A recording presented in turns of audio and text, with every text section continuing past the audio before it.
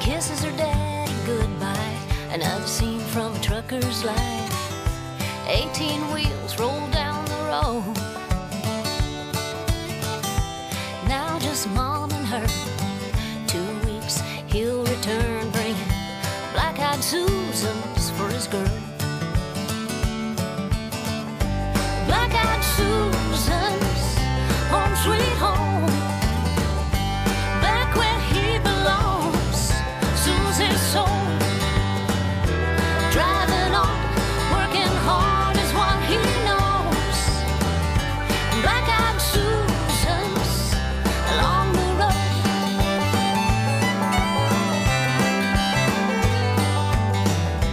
Kisses her daddy goodbye, 2 weeks till graduation time, and baby girls grow up too soon. Closing the front screen door, she's hearing that diesel engine roar, and all these years he's been the same. Black-eyed Susans, home sweet home, back where he belongs. Susie's soul, driving on, working hard is what he knows. And black-eyed Susans along the road.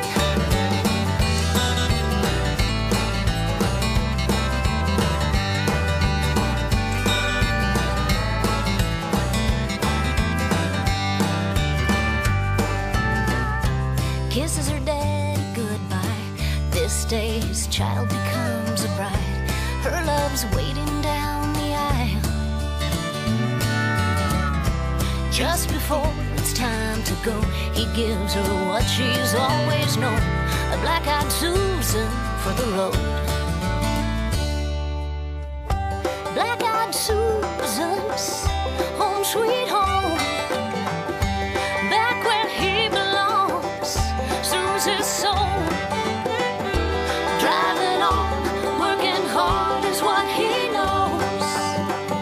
And black-eyed Susans along the road. Black-eyed Susans along the road.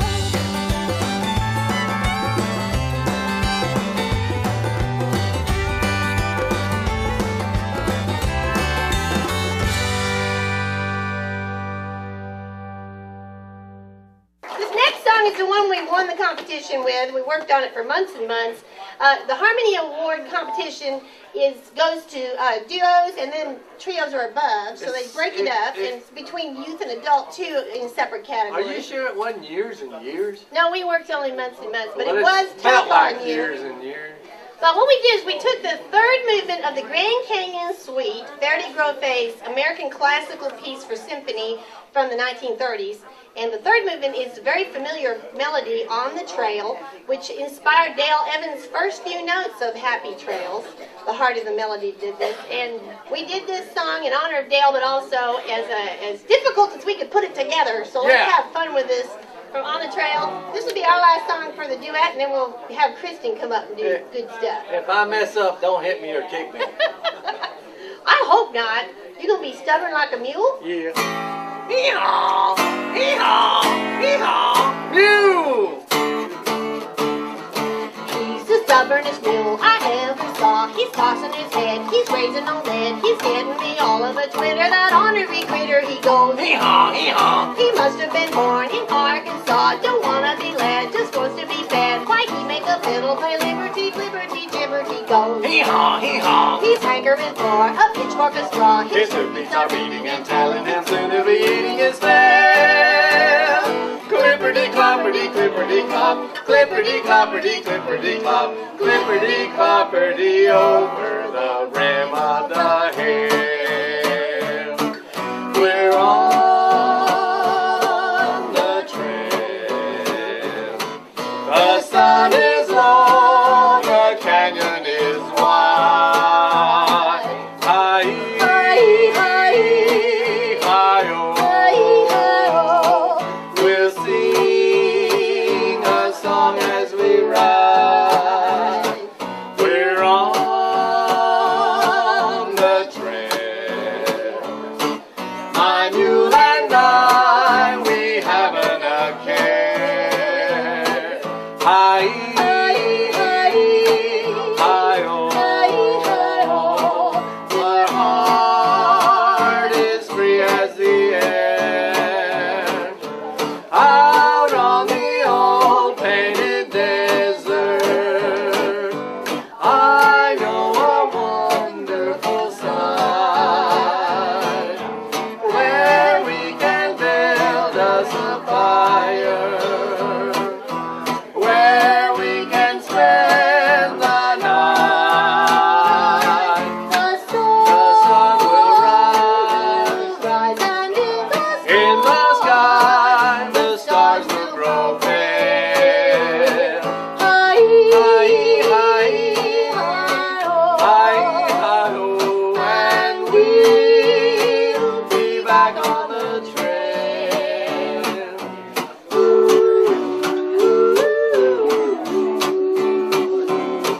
We'll camp for the night in the desert, that ancient mysterious place. Echoes of time all around us. Who knows the trail they trace? We'll ride away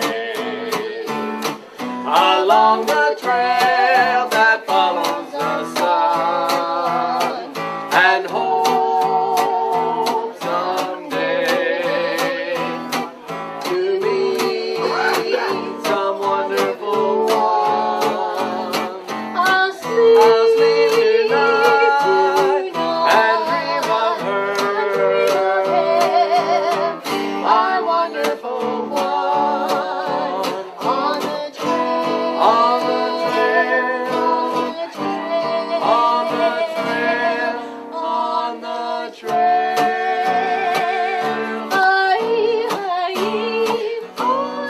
Whoa, you! Thank you. Today I'm out here with my pal Danny Boy, and we have a message for you from the American Lung Association. If you don't smoke, don't start. And if you do smoke, find a way to stop. Now, we know that it's not easy, so check with your doctor. He'll be the first one who'll be glad to help show you the way. Now, for a better quality of life and a longer life, stop smoking today. So, for me and Danny, to all of you, good luck, God bless, and here's hoping we see you at the Crossroads.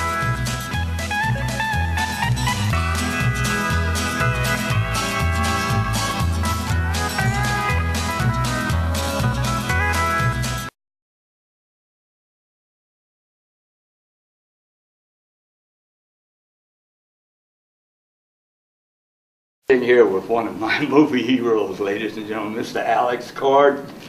Welcome. Thank you. Nice to meet you, sir. We want. You've had a very interesting life, and did your life change when you were just a boy and you had polio, and you did things? How did that? Had it affect you? It changed dramatically because I survived it, and a lot of kids did not. Right. When I had polio, it was the scourge of the planet. I was in the hospital for a long time, and I watched a bunch of kids die around me. Yeah. So I was very, very fortunate. Well, I think God must have had a plan for you. Maybe so. Yeah. I like to think that. Yeah, He had a plan for you, Yeah. you know. that was wonderful. I was very blessed. Yes. And the one thing that impressed me when I was reading about your biography was about that you went off to do Shakespeare. Yeah, we did a lot of Shakespeare. Yeah. And what was the name of that company? It was called the American Shakespeare Festival Yes. at Stratford, Connecticut. Oh, wonderful. And people like Katharine Hepburn played there. Robert Wow. Ryan. It was a very good place, yeah. They couldn't get any good actors, could they? And well, let me ask you, and then you went to England? Yep, I did 4 plays in England. Yeah. In fact, one of the plays on the West End was called Play with the Tiger, and the London critics had their awards, and I have to brag a little bit. They had the awards for Best Actor, and the nominees were Christopher Plummer and Beckett, Albert Finney and Luther, and me in Play with the Tiger, and one of the guys were 4 nominees for that. That was a high point in my life. Wow. Yeah. What an honor. In London, England. That was an honor. That was cool. Yeah. I won't tell you who won it. It doesn't, the You're fact, supposed to have. well, you know what? You know, they Plummer always won say to be in that Group group. company, that was very good. Yeah, just be in that group. Yeah. And yeah.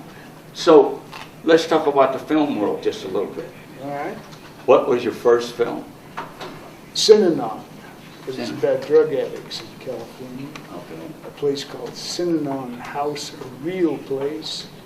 And at that time, it was the most successful rehabilitation center in the country.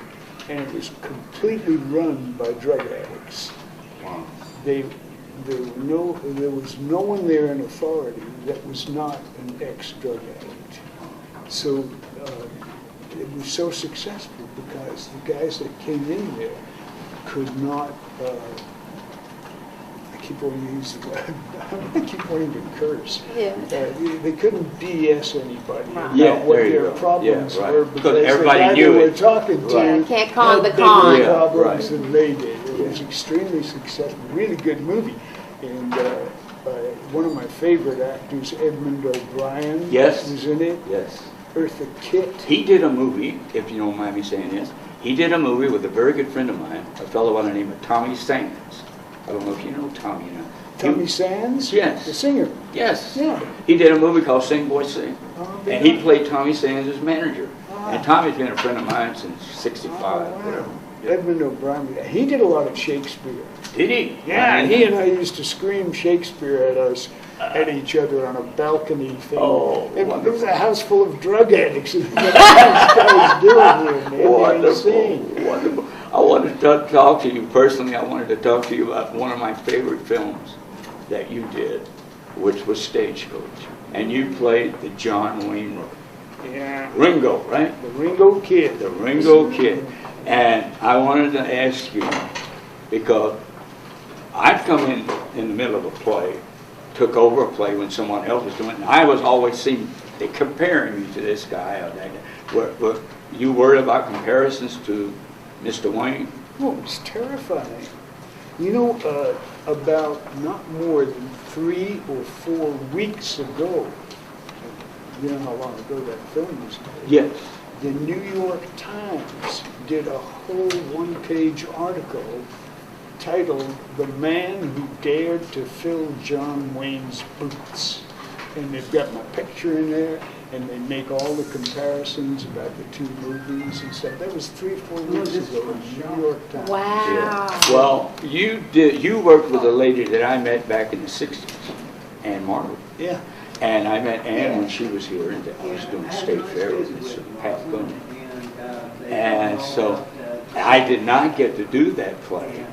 I mean, that movie. They wanted me for a part in the movie. I didn't get to do it because at the time I was doing the Zoo Story in the theater. So, but I did get, I was on the set with those guys, and she was so nice, so kind. Wonderful lady. She was. When I worked with her, she was a child. Yeah. So was I. We were whippersnappers. Yeah. And Bing Crosby? He was great.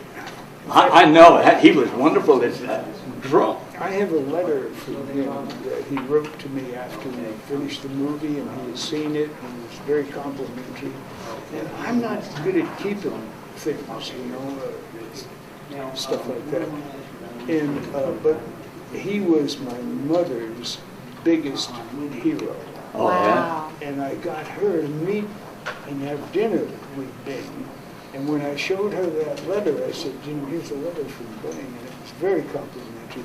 And I wanted her to see it, and I was going to then throw it away. Yeah. She said, give me. Absolutely. That's Took a it, and mother's she pride had and it joy. stuck Oh, on wonderful. what do they call it, perma-placking it or something. I thought, on board. Let's talk a little bit about Airwolf.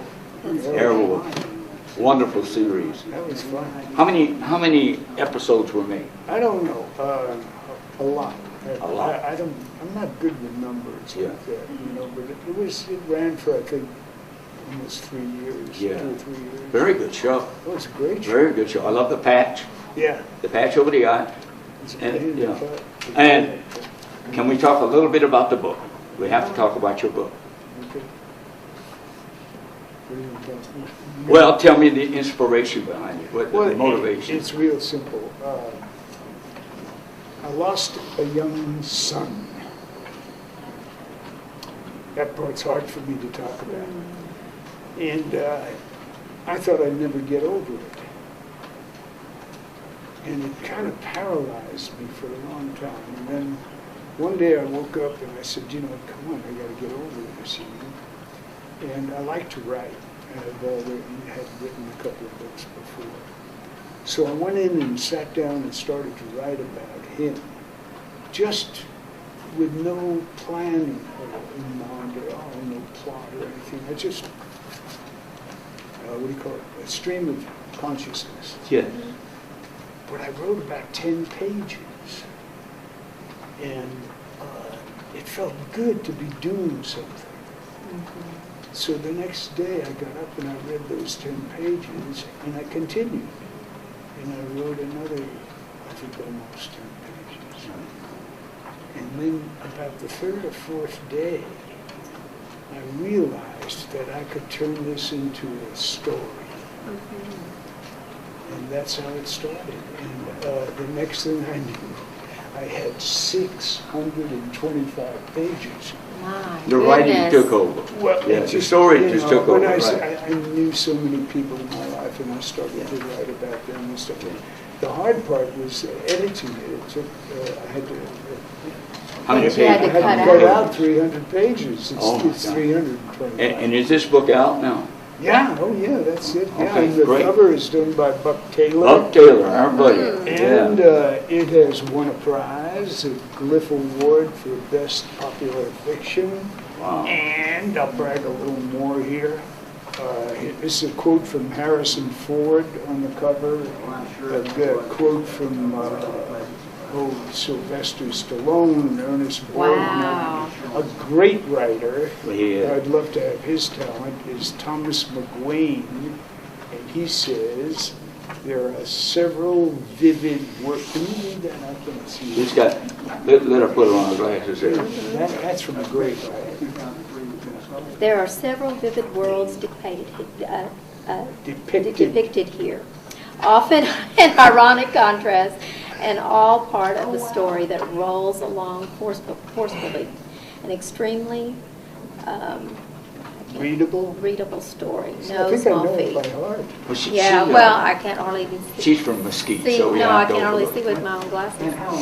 Anyway, It's awesome. it's a compliment from him. Absolutely. What I think is pretty extraordinary about it is that being a parent who has lost a child and the healing aspect of this story, what do you see this doing, especially if it becomes a movie, to help other parents that have lost a child? Well, the publisher called me not long after it was published and said that she had gotten a woman contacted her who was a professional grief counselor and was asking for permission to use parts of the book in her grief counseling sessions.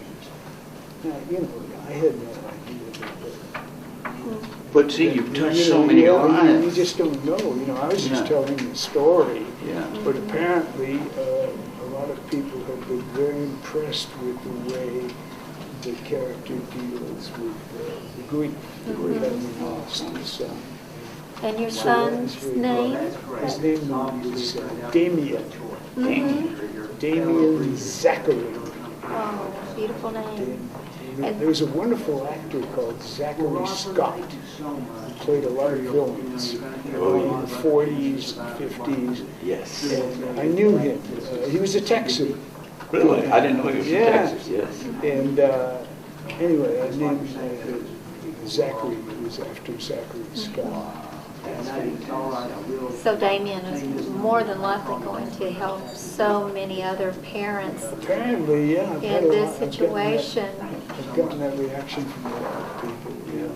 Oh, I think that's wonderful. And it's available Amazon and just if on a computer you type in alexcord.net and it takes you right to the publisher's website. Well, I'll tell you what, That's wonderful.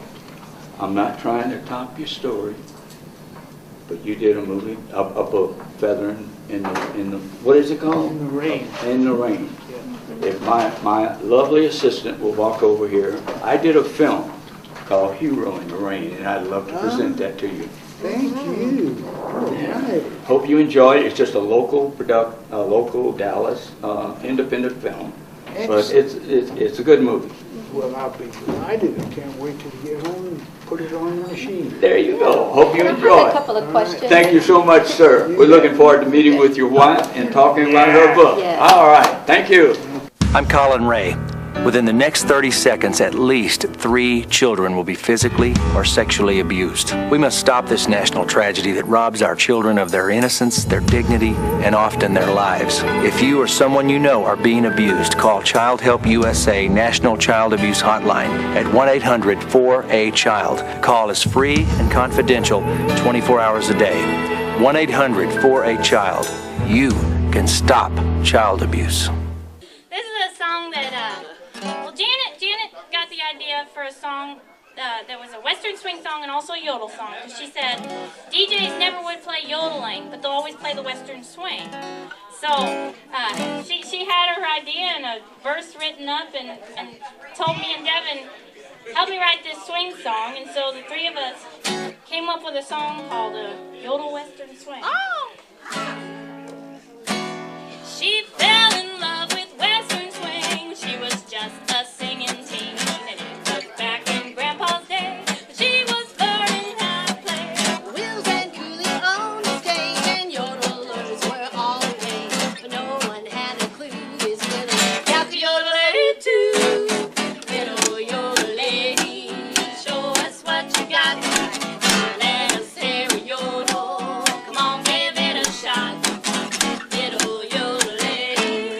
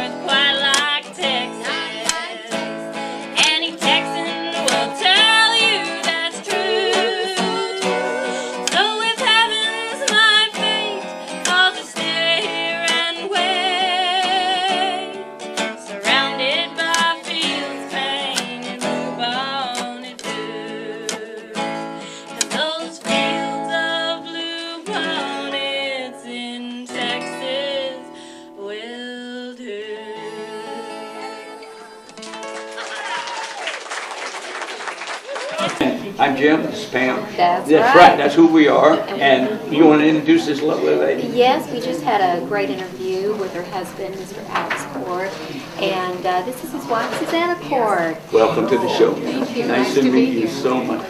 I heard some things about you. Uh-oh. Yes, I did. I have a very good friend of mine that knows a little about you. And she was telling me that you once lived in Africa. I did. I was raised partly in Africa. In Africa. Yes, in Kenya and Zimbabwe. where were you born? I was born in Denmark, but then my father did third world aid work, and so we were posted to Africa, Kenya and Zimbabwe for extended Really? periods How of interesting. time. Yeah. Very interesting. Yeah. I want to ask you a question. It's sort of personal. How did you meet Mr. Cole? Well, he stalked me. So. Did he? I love this story. Well, He was sharing this earlier. tell us how he stalked you. We want to know about Well, this. I was in Los Angeles working for a horse trainer, a dressage trainer, which is what I do. Yeah. And it was at the Paddock Riding Club, which was straight across the street from the Saddle and Sirloin Club where Alex kept his horses. And so I would be walking horses back and forth all day long, and I had no idea that I was being spied on through binoculars, but I was. And one day this gentleman talks to me and says, you want to go for some rides? And I thought, well, why not? He looks like a nice guy, and that's where it started. That's where it started. And Wow. only later I found out he was stalking me, so it was a soft Now, let me blow. ask you this. Now, see, like guys like me who love Westerns, we all know who your husband is, Yeah. right? We know him. But did you know who he was I when you met? hadn't a clue, and I didn't believe him either. We went for these long rides in Griffith Park, and he told me all these stories, and I thought, God, he's so full of it, but he's really fun.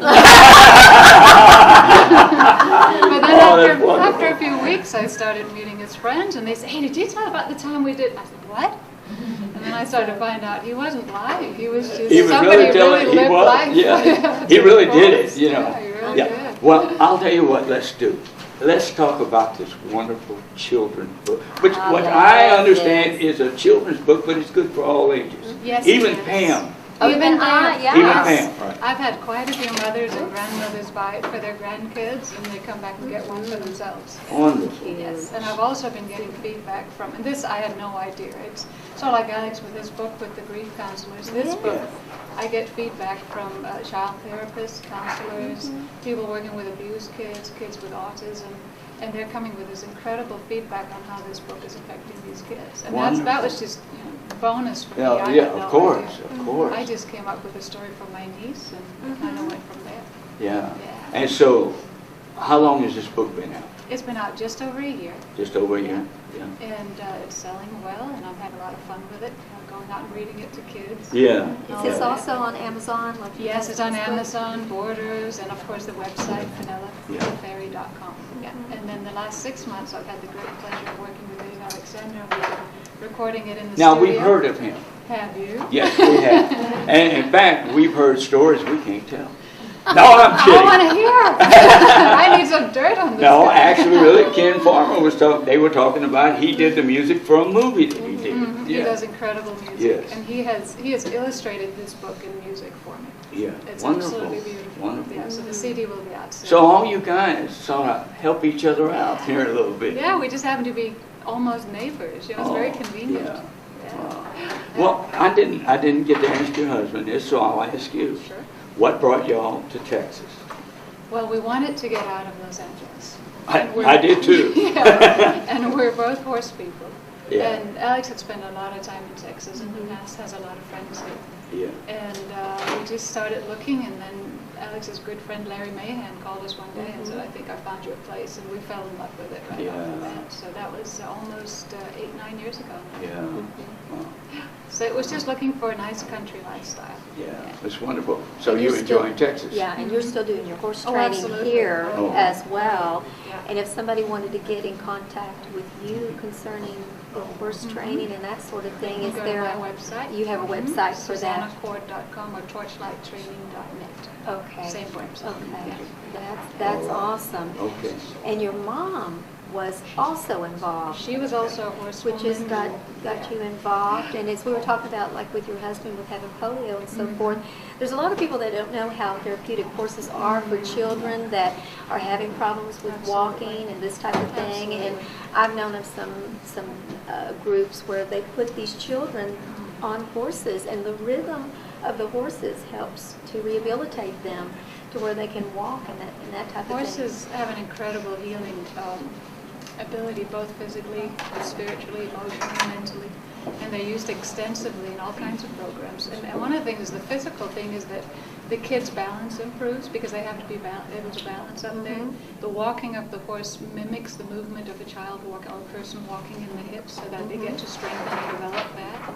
And then just being close to that warm, lovely animal has an incredible effect on kids with autism as well, and people with all kinds of problems. And I think that's really interesting to know, because I think there's a lot of parents out there that may have a child that has problems like this, and they had no clue how healing a horse could be, and to be involved in a program like that. And is that something that a parent like that could contact you through your website to Sure, find they'd be more welcome about? to, and I can direct them. I'm not involved with it on a personal level, but I know of places we've donated horses to, some local centers like that. My mother was very involved with this end of horsemanship for a while. Because I know with myself, I have 2 horses, and we have a small place in Denton.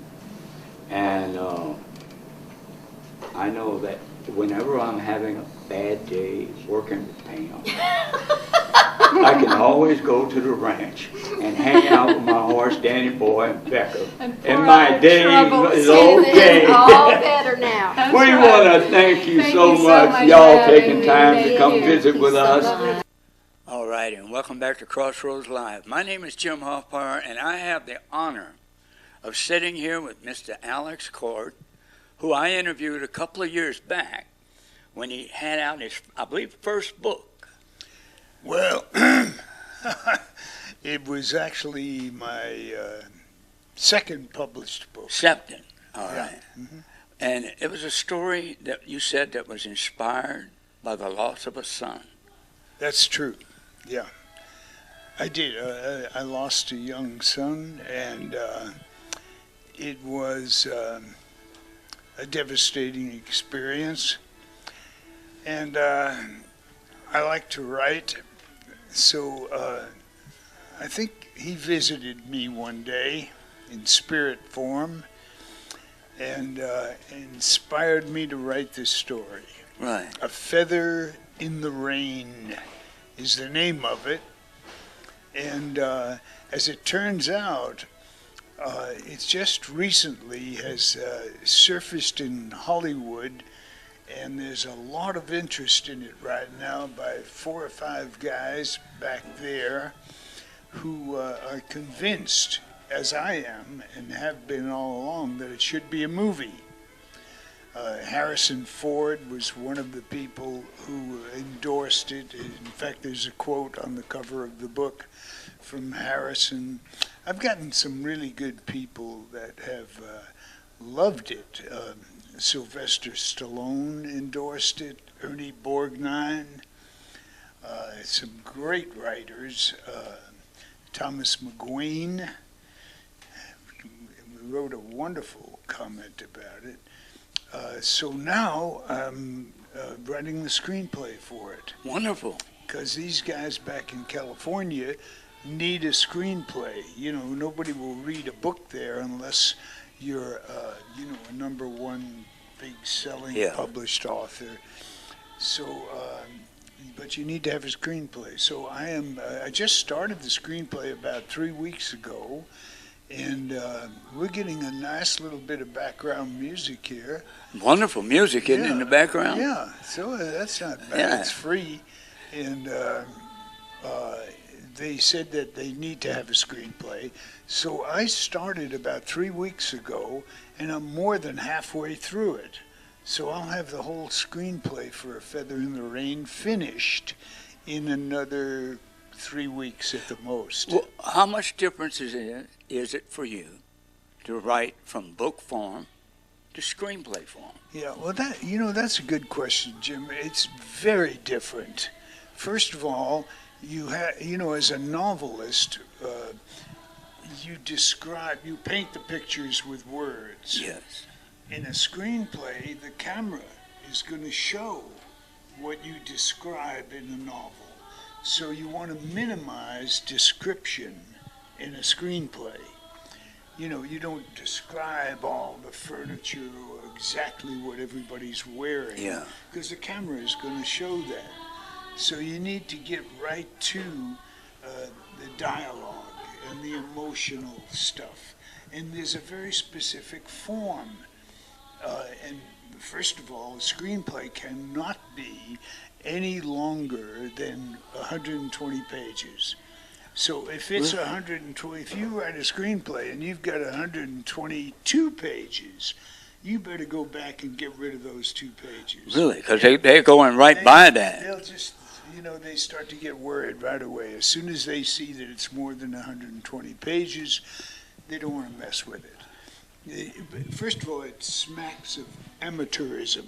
Ah, The okay. professionals know, you know, I'm sure that there are screenwriters who are extremely successful who could turn in a 135-page screenplay and somebody's going to read it because it's Quentin Tarantino. Yeah. You know, Yeah. so he could probably turn in a 135-page screenplay. But if you're just a guy trying to get a movie made, it better be 120 pages. Now, do you have to have like a special agent to go through to get the screenplay into the movie? Yeah, you do. Yeah, that's what my guys in California are really interested in doing that. But to write the screenplay, it's a very specific format. Yeah. And there are programs that you can buy that help you do that, make your job a little easier. In other words, if you have a character named Jesse, instead of having to type Jesse every time you're going to write Jesse's dialogue, you can do it with 1 or 2 keystrokes if you have the right program. Once you start, you know. So you'll have your whole list of characters, and then with one click, you can go from the character's name to the dialogue, which is also separate columns. Mm-hmm. So it's very specific. So when you're writing characters, I don't know, maybe this is a premature question. When you're writing characters like that, do you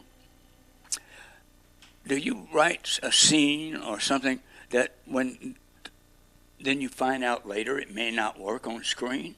Or do you know when you're writing it that it's going to work?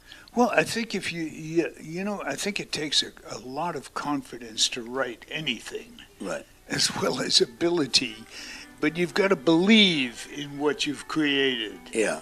And believe that it's going to work. If you don't believe it's going to work, the audience is not going to believe it. Right. Don't put it in there. Well, that's what I've always said about what we do. If we're having fun doing what we're doing, the audience is going to enjoy it. So. Yeah, I think that's true. Yeah, writing is a very difficult, complicated thing to try to talk about. I think, and it's. I admire guys like Buck and Ken, who they work very well together. Yeah. And they've got a certain genre that they're very clever at. So they can turn out books. I mean, I'm in awe. Because every time I look on Facebook, they have a new book out. They have a new book out. You know, I can't do that. I don't know how to do that, and I'm in awe of it. But for me, writing is extremely difficult. I've always said that writing was rewriting. Well, it is. It is. That's everything. It's everything. Yeah. Yeah, that is exactly right. Writing is rewriting.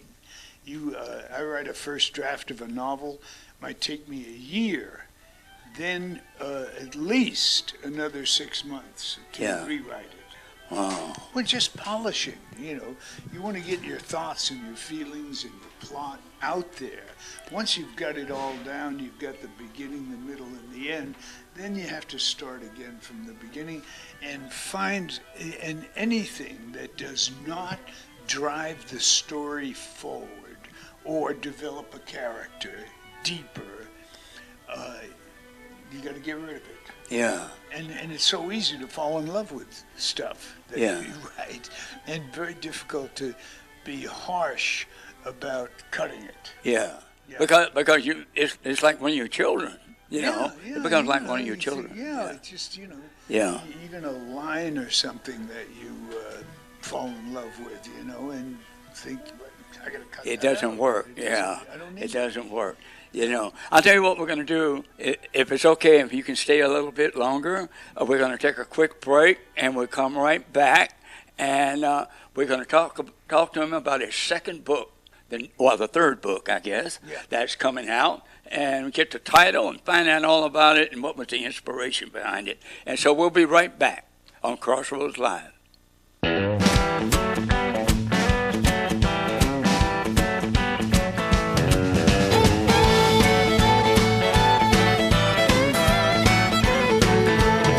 I'm tired of the way you've been treating me. Yeah, I'm tired of trying to be what you want me to be. So if you don't like the life I lead, you know what to do. You know the way back to Texas. I hear Texas calling you. You know the way back to Texas, so get on down the road. I'm tired of pretending that I don't want you to go. Take the car and the money, girl, I will do just fine.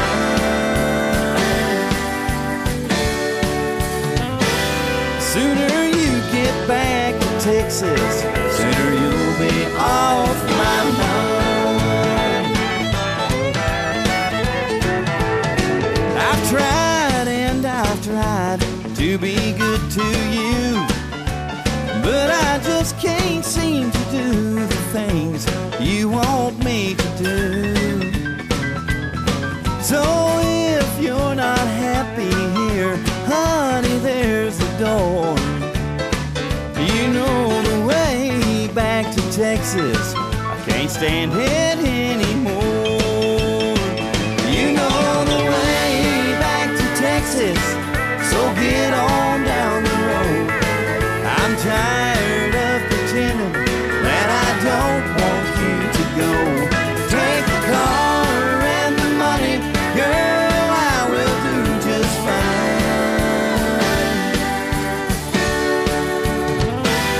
Sooner you get back to Texas, sooner you'll be off my mind.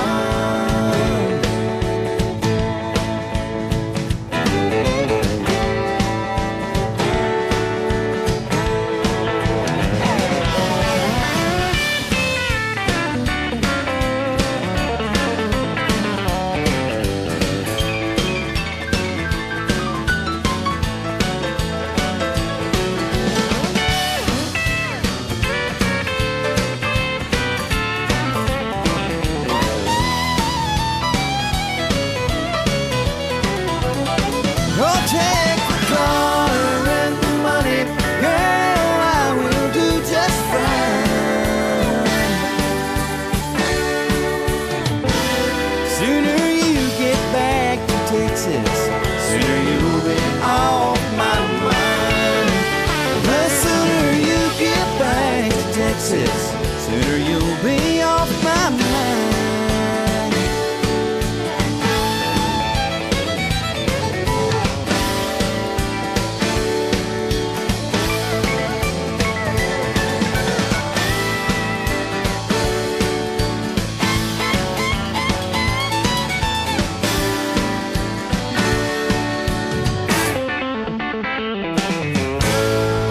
Oh, come on back. I didn't mean it, darling. And welcome back to Crossroads Live. I have the honor of sitting here with one of my favorite actors, now writers, Alex Cord. And before we get into talking about the book, we talked about this before, but I just want to touch on it a little bit because there's a lot of people out there that may not know the story of you and the Duke. You know what I'm talking about? Yeah. Yeah.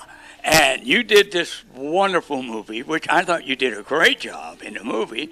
It's the Ringo Kid, is that his name? That's it. Yeah, it was the Ringo Ringo Kid. Kid. And the name of the movie was Stagecoach. Stagecoach, right? Yeah. Yeah. That was a pretty disconcerting thing. Excuse me. To be asked to fill John Wayne's boots. But wanting to be a cowboy all my life, who could turn down the opportunity? Oh, that was a great offer. I thought about it, you know. In fact, there have been several articles written about it, and one of them said Alex Cord had to be the bravest man in Hollywood at the time. And it's a good point. Yeah. Because the original is a great movie. There's no question about it. Yeah. And I'm in awe of it, and I love the Duke. Unfortunately, I never got to meet him. His son Patrick is a good friend. Yeah. But I never got to meet the Duke. But I just recently saw the original Stagecoach. And Did you really? Oh, yeah, just recently. I mean, literally less than 10 days ago. It was on the Western Channel. No, it was on Turner Classic Movies. And by God, it is a wonderful movie. It is a wonderful movie. God, and he was great. Yeah. Yeah. I mean, there's no mystery about John Wayne, why he became a star. Yeah. You know, all you had to do is look at him in that movie. He had it all. But can I share my John Wayne story with you? Sure. I never met him, but I saw him once in person. Okay, my friend George Ty lives over here in Garland, Texas. He was trying to get someone to go with him to the premiere of The War Wagon. Couldn't find anybody. Nobody wanted to go. Kirk was in that, wasn't Yeah. he? Yeah. So they had the whole cast except Kirk. Almost said Russell, Kirk Douglas, and so they had everybody there, and I was never really a big John Wayne fan. You know, I was more into Steve McQueen and those guys. You know, and so we went down, and all the actors came out and they interviewed everybody on stage, and it was very nice. And when John Wayne walked out, I think I was the first person standing. I was so impressed by being in the same room with John Wayne. You know, like I said, I didn't get to meet him. I was in the audience, but it was a great memory for me. Yeah. You know, in fact, I got to see Steve McQueen in the same place, the Majestic Theater downtown. You know. I have had a similar experience. My favorite movie star of all time was Gary Cooper. And I never got to meet him or work with him. But one day I was at the Brown Derby in Hollywood having lunch with an agent, and in walked Gary Cooper. Oh, my God. And I just could not believe it. There he was, Yeah. the real man. So they're He bigger was so than life to you, tall yeah. and wonderful, and I can remember everything he was wearing. He had on, in California, a woolen tweed suit, and the pants were baggy, but the jacket was buttoned, and he had on a knitted tie, and just looking fantastic. But so I know that. Yeah, you know what I'm saying. Yeah, talking about. yeah. It was you get to see your heroes, and see, I didn't even know that John Wayne was a hero of mine. I liked his movies, you know, and it was just you know. But when I saw him in person, I don't think I ever missed another film, you know. So. You know, I actually got to work with one of my heroes, was Kirk Douglas. I played his brother in a wonderful movie called The Brotherhood. It was about the mafia, and it was directed by Martin Ritt, Academy Award-winning director. Yeah. So I know what you're talking about. Yeah. You know, getting to work with your heroes. They're telling me I got a couple of minutes, so I got to talk about the new book. Days of the Harbinger. And it's a fantastic book. It was published, actually, by Ken and Buck Stanky. They have a publishing company called Timber Creek. They published it. It's a fantastic story because it's about a man who wants to acquire the power to change the way the entire world thinks. He becomes more powerful than the President of the United States, and he actually achieves it. That's what the book is about. A man wanting to change the way the world thinks, and he does it through some miracle. Yeah, wow. That is pretty terrific. neat. Days of the Harbinger. Now that book is available. Out now, and it's available on Amazon. All you have to do is go to Amazon Books, type in Alex Cord, and it'll come right up in your face. So folks, go out and buy that book. I think you're going to really enjoy it. You're going to put another buck in Buck Stanky's pocket. There you go. Days of the Harbinger. I love it. Thank you, Mr. Cord. I appreciate it so much for your time. Okay. And tell your lovely wife we said hello. I will do that. I love it. Thank you, guys. Thank you, Mr. Cord.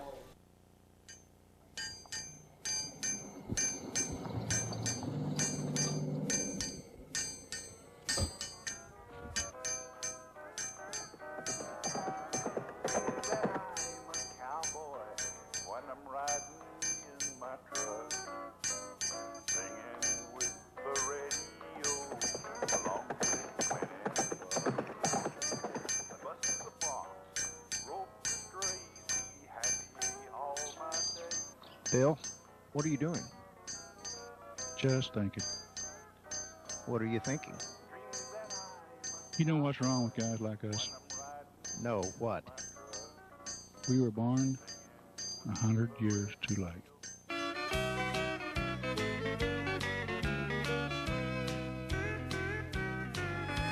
I wish I'd been a cowboy back in 1892, riding and a-roping, wearing spurs upon my boots. I'd ride the range, herd the cows, but partner, it's my fate, 'cause I was born 100 years too late.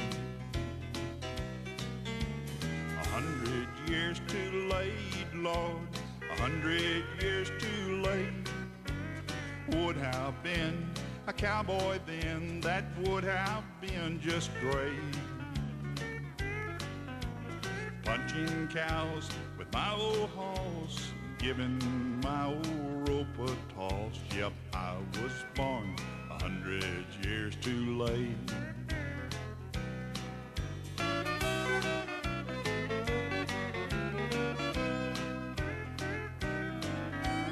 Dream that I'm a cowboy when I'm riding in my truck, singing with the radio along with Clint and Buck. I'd bust the broncs, rope the strays, be happy all my days. But I was born 100 years too late.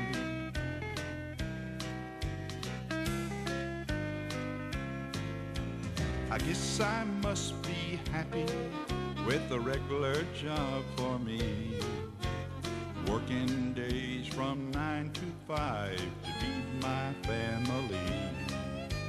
Now I must be contented with the dreams of a cowboy ways, 'cause I was born 100 years too late. 100 years too late, Lord, 100 years too late. Would have been a cowboy then, that would have been just great. Punching cows with my old horse, giving my old rope a toss. Yep, I was born 100 years too late. I was born 100 years too late.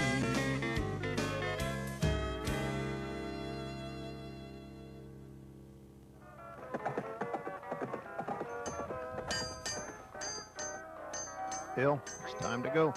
Yep, you're right.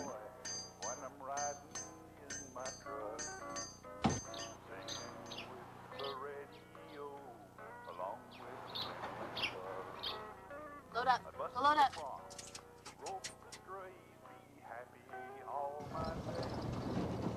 But I was born 100 years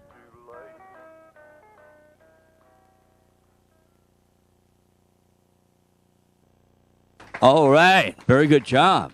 We're going to invite Shirley Hayes up here to teach you how to do this right, Billy. Okay. Anyway, no, I got to tell everybody, and I don't know if I told Shirley this or not, but I was driving down the road one day, and I heard this song, Hero in the Rain, and I fell in love with the song. And I called Billy Jack up, and I said, who is that great voice I'm hearing? He said, I know you're not talking about me. Anyway, Shirley, it's an honor to have y'all here, and Hero in the Rain, one of my favorite songs. Thank you.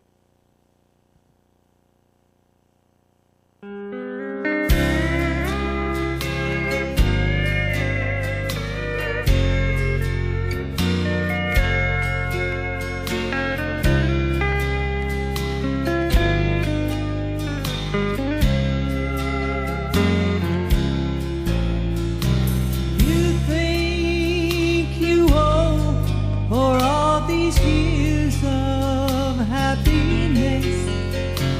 My love has been the reason all those pretty flowers grow. I can't take credit. I just stood in the shadows when love was being battered. You refused to let it go.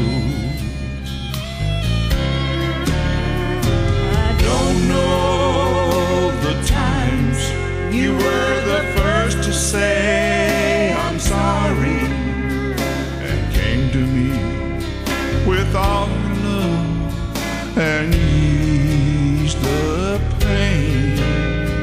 You didn't mind telling the one that hurt you I love you.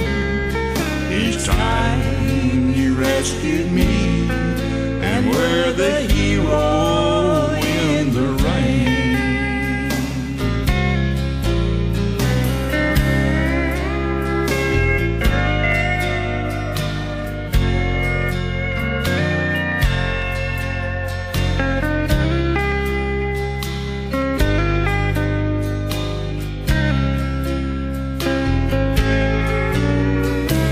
You think my smile made a rainbow over trouble? I gave tomorrow strength while you were holding my hand. But when I was weak, about to be shattered, I became strong. Just hearing how you needed me again. Don't know the times you were the first to say I'm sorry and came to me with all your love and eased the pain. You didn't mind telling the one that hurt you I love you. Each time you rescued me and were the hero in the rain. You were the hero in the rain.